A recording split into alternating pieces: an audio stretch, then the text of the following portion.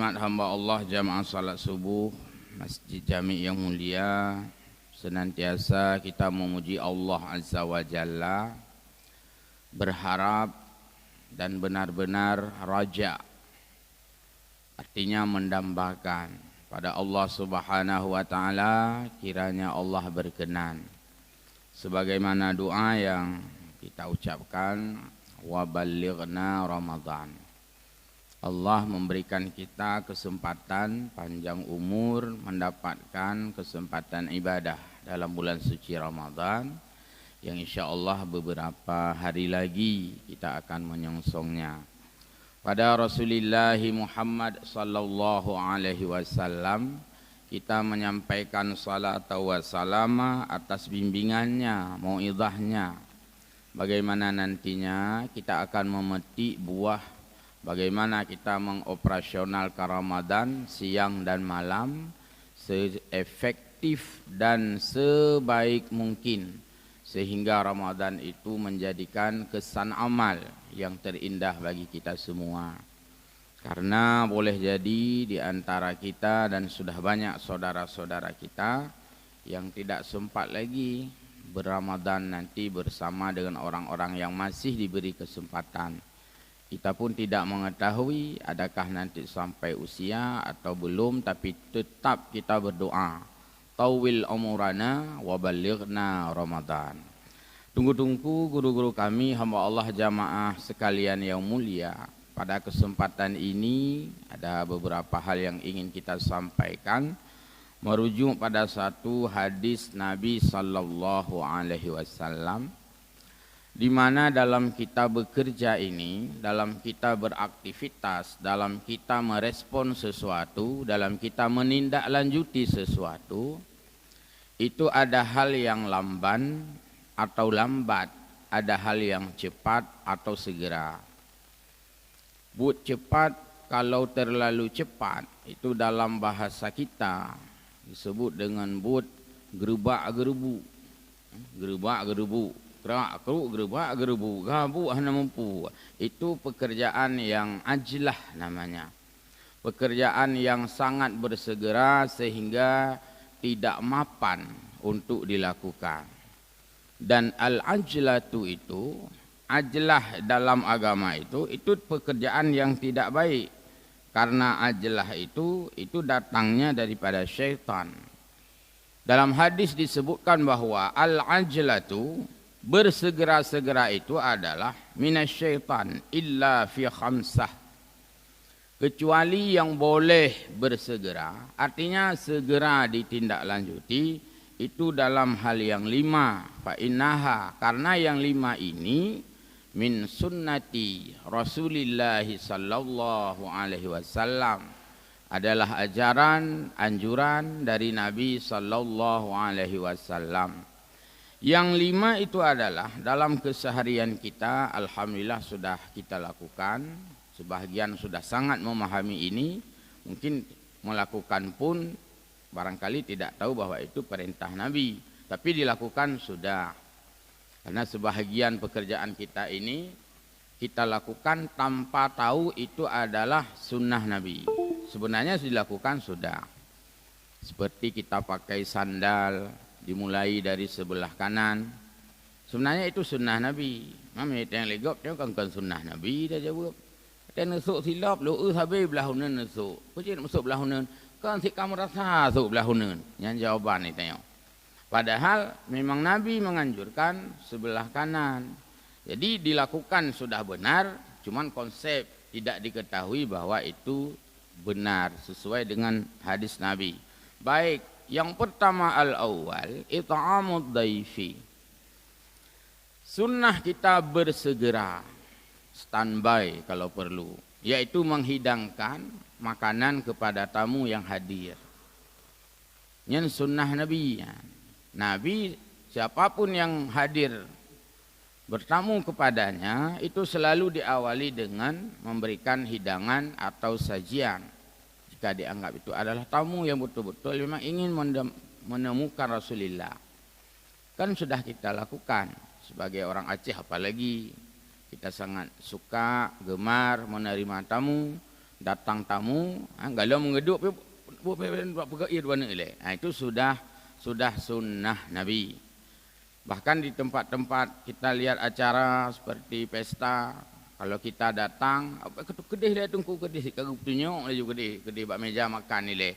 Kan taduk le, ente taduk, yang kau betul. Yang baik nak mak jame, ne duk le pu kabuk tak kauri. Yang baik, biarkan tamu mencicipi hidangan dulu. Alian taduk, tak pegat apa. Tapi judul yang kau bacut, baik terung kau. Ente taduk. Tiba kali kauri biar taduk le. Jit tak kun, pu kabuk tak no, taduk le, nyanjut. Yang baik nak kun, pu kabuk tak kauri, taduk le, nyanjut. Karena it'amu ta'am itu ditakdimkan. Artinya dipercepat bagi tamu yang hadir. Setelah itu baru tamu itu mau ngobrol, wawancara dan hal-hal yang lain. Itu yang pertama secara singkat. Yang kedua, wasani wa tajhizil mayyiti. Sudah juga kita praktekkan insyaallah. Mempercepat prosesi tajhiz mayat. Tidak bagus mayat itu diperlambat-lambat prosesi tajhiznya. Bahkan ada hadis Nabi, asri'u bil janazah. Percepatkanlah prosesi jenazah, hana payah trip sedapat mungkin cepat. Kita misalnya ada orang yang meninggal di malam hari, pengumumannya di waktu subuh, sudah betul agak cepat. Pegawai pengumuman bila poleh malam ke hana urun dengar. Yang tengah-tengah malam pun biasa subuh diumumkan. Karena subuh orang sudah bangun dan banyak yang tahu atau diberitahukan pada orang sekitar. Pokoknya kalau pegawai pengumuman biasa yang kawai. Percepat juga namanya. Kemudian tajhiznya, memandikannya rata-rata sebelum jam 9 itu sudah salat jenazah. Dijik baik lewat puasa kurang. Kadang-kadang jenazah dari semalam sudah meninggal. Orang-orang sudah pada datang di pagi hari. Berkumpul hinan ke halaman rumah meninggal. Bahkan dengan berbagai pakaian profesi. Pegawai-pegawai kamu kumpul hinan dengan baju pegawai. Polisi-polisi kamu berkumpul. Tentara-tentara berkumpul di rumah orang meninggal. Itu semua sudah siap berbagai orang. Kan kagak tanyang-tanyang tu. Kiban ka jenazah bukan dia ke mana? Dia pegah poduan tu. Ini tidak anjilah namanya. Nah, pegah tu poduan baru. Makiban namanya kata jak nak sembahyang jenis dan hari. Dia berkilung puasa kurang tak preh. Lumrah kan duduk barang 1 jam di tempat orang meninggal, lumrah. Puasa kurang. Jadi maunya jangan diperlambat. Nyokan. Kemah tu berhana dia tu. Poduan tu. Urang semana main anak 4. Kata hek tu. Padahal sudah dibuat pelatihan kemarin di Dinas Syariat sudah beberapa kali. Mudah-mudahan diefektifkan. Tidak ada satu, ada yang lain. Hanya orang kampung yang pihak orang kampung lain sesegera mungkin. Jadi ajlah itu termasuk pada tajhiz mayat. Maka oleh karena itu harus siap dan standby. Apalagi kita hari ini sudah sangat mudah. Dengan adanya kegiatan-kegiatan kampung, dengan ada biaya-biaya kampung dengan berbagai macam nama. Hana lega bu umah hana peng ya beliau kerindah, hana peng ya beliau tika siap saji ju. Pak Imon gedung kap paket kan, tikana petugas. Ini bahagian daripada memperlancar syariat Islam, memperlancar syariat yang Allah, yang Nabi menyuruhnya demikian. Secepat mungkin, secepat kilat. Kemudian wa tazwijil bikri masuk dalam kategori 5 hal yang diperintahkan oleh Nabi dipercepat, dipersegerakan, yaitu tazwijil bikri, menikahkan si gadis. Bikri, bikrun, perawan, kan gadis. Jadi giu pernikahan gadis, yang giu percepatlah agama. Hana aturan, ngalom tamat S2, nya hana aturan. Ngalom je ke doktor, hana aturan. Ngalom truk cita-cita, hana aturan. Ada mesti kaitkan dengan fisik. Anak darah anak berkahwin karena ke orang lelaki orangnya ke kupres tumbuh ni becutri le. Ya anak cerita. Ketika anak itu dianggap sudah dewasa dan ketika dianggap sudah ada yang meminang, yang berkhitbah dan setelah dilihat ada kesesuaian dan ada kafaah, itu tidak bagus ditunda-tunda. Anak jadi lumpuh nikah anak gadis lung pakan. Awak tamat SMA lagi, mana kira-kira? Nya anak je ke syariat, anak je ke alasan. Ya terserahlah. Yang penting tidak diperlambatkan. Pertanyaannya, kenapa sasarannya untuk bikir? Kenapa sasarannya untuk anak gadis? Sebab kalau diperlambatkan, ya seperti inilah keadaan kita. Anak-anak gadis kita yang duduk rata warung bersama dengan laki-laki yang bukan mahramnya. Padahal dah mukawin kali tadi. Ini bahagian daripada takjil, bahagian daripada persegeraan. Artinya di sini bukan juga mesti asal-asalan, tetapi dengan penuh pertimbangan yang jangan itu termasuk agenda keterlambatan. Kenapa bikir? Karena bikir masih berada penuh di bawah orang tuanya. Orang tuanya sangat paham mempertimbangkan itu. Bahkan hana pegat tazwijil sayyib, menikahkan anak jandanya. Anak janda hana li vetur si. Karena orang janda itu sudah paham akan pengalamannya. Itu tidak ayah. Gabuk hat dia perkahwin anak yang janda. Tentu ada jawaban tersendiri bagi janda itu. Hai kata kat janda orangnya hana lilin tu. Tapi sah. Kan kawin lo maju gede, maksudnya nggak kerja orang si. Mangka itu, oh lihatnya aku baiknya karat ayah, tak jerah aku merasa. Karena dia sebagai janda, maka janda persetujuan itu ada pada dirinya. Dalam hukum fikih, persetujuan nikah bagi janda itu dijawab oleh dirinya, oleh janda. Menyo anak gadis, persetujuannya itu dihitung pada diamnya sekalipun. Karena istilah diam itu tanda setuju. Nyan idu ba anak gadis yang kena penikah. Menyo yang lain hanya terjemah setuju.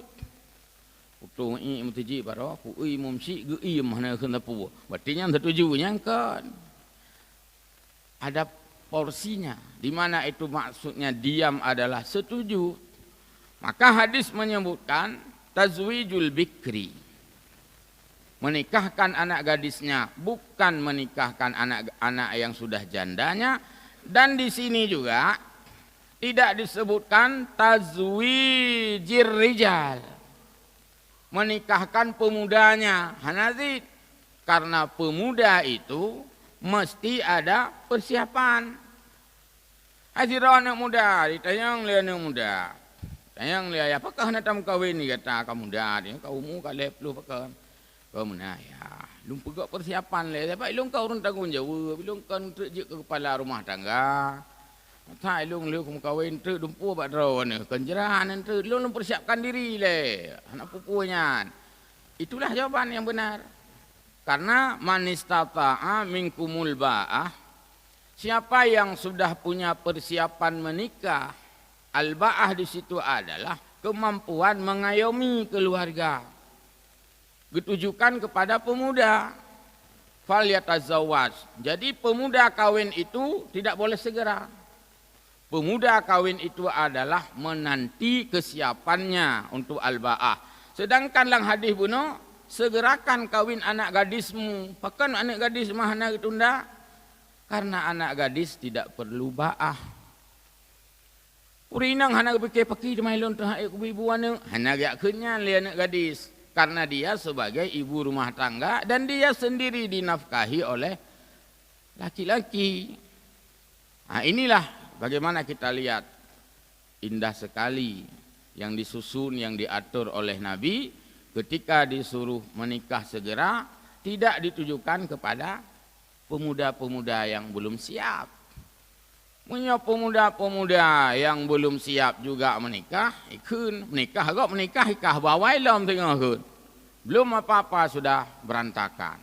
Jadi ditujukan kepada anak perempuan karena anak perempuan ini adalah orang yang ditanggung nafkah walaupun pada akhirnya lebih berat udah huduh buatnya ande tak mang tayang bisa bacut. Lintu wewe aki jambu jaga. Igatnya tadi pak jaro tu pah ke muka. Mambu bubut. Hai kakak sebab kamu jejet dua ke. Lagi pula diawali dengan rasa ya saling keduanya itu adalah menyetujui tidak masalah. Tapi terasa kasihan juga kalau perempuan itu membanting tulang sementara suaminya itu ada tapi istrinya dimajukan pada barisan depan dalam hal mencari nafkah. Ini kekeliruan. Kemudian yang berikutnya disampaikan oleh Nabi sallallahu alaihi wasallam selain daripada tajwizun nikah. Ini kalau yang tadi saya kira sudah banyak kita amalkan. Leh macamnya. Nyom boy put agak gehol macut. Wa qada'id daini. Bayar hutang. Nyan mekara bacu. Nah, kebanyakan di antara kita ini sangat mudah berhutang, sangat susah bayar hutang. Cepat-cepat minta hutang, lambat-lambat bayar hutang. Melambatkan bayar hutang ini perbuatan yang tidak baik.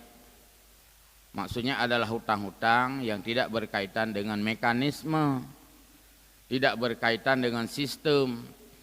Agak tidak baik dalam pandangan agama. Hutang pribadi itu telat apa ya? Maksudnya nak hutang pribadi ngop hutang peng ada juta apa?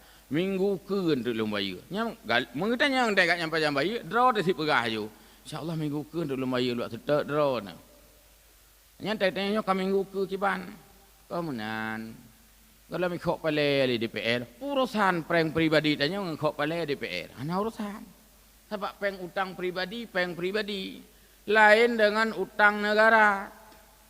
Kapan dibayar hutang? Oh, tunggu tahun anggaran baru setelah disetujui, dibuat dulu perda dan sebagainya, keputusan bayar hutang. Nyan beda aja.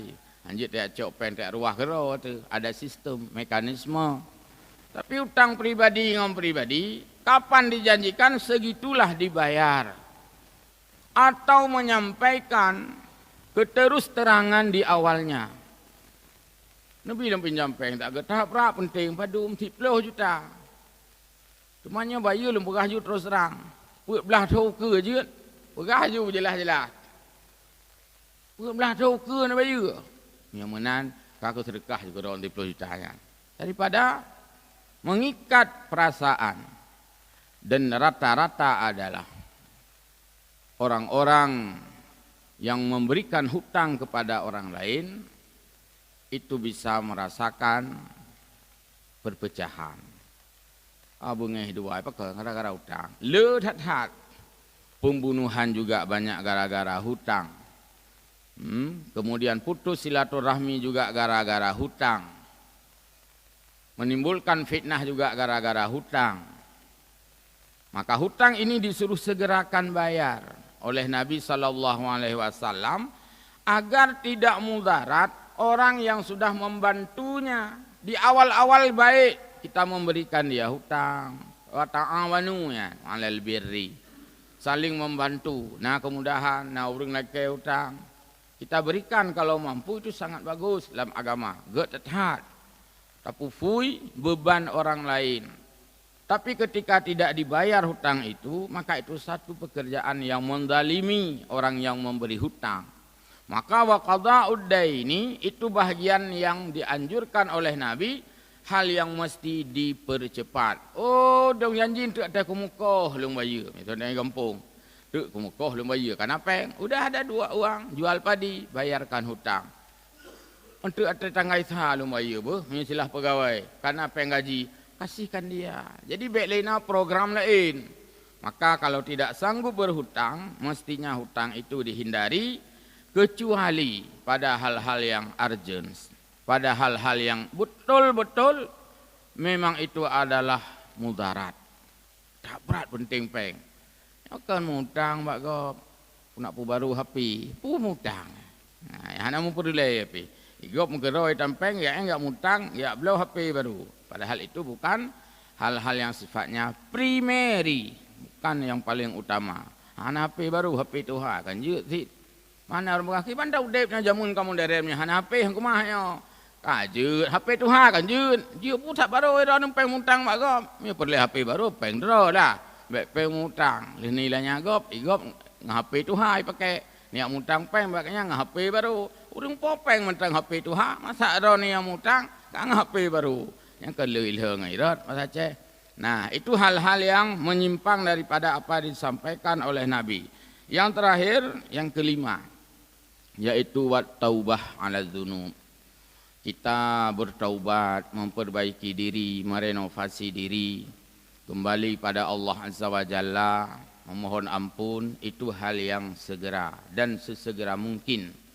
Dan ini juga sebahagian kita lakukan, maka nasihat orang-orang tua kita, apabila ada kesalahan, sesegera mungkin bertaubat.